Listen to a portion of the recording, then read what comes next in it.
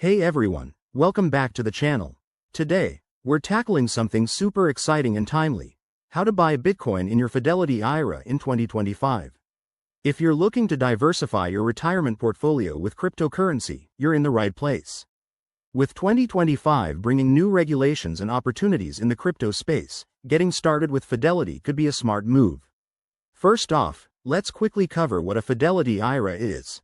It's basically an individual retirement account offered by Fidelity Investments, allowing you to invest in a variety of assets, including stocks, bonds, and now, potentially, Bitcoin through their approved channels.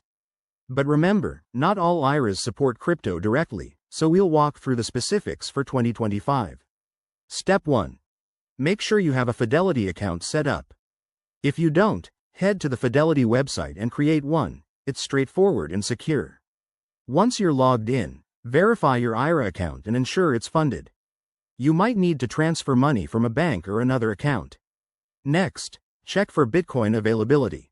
In 2025, Fidelity has expanded its offerings, possibly through partnerships or their own crypto funds, like the Fidelity Bitcoin Fund. Look under the investment options in your IRA dashboard. Step 2. Educate yourself on the rules. The IRS has guidelines for holding crypto in retirement accounts, so consult a financial advisor to avoid any tax pitfalls. Step 3. Place your order. Once you're cleared, navigate to the trading section, search for Bitcoin or related ETFs, and execute the purchase. Set your investment amount based on your risk tolerance. Start small if you're new. Now, a word of caution. Crypto is volatile, and while it could boost your IRA's growth, it might also lead to losses. Always diversify and keep an eye on market trends. Finally, monitor your investment through Fidelity's app or website, and consider rebalancing periodically.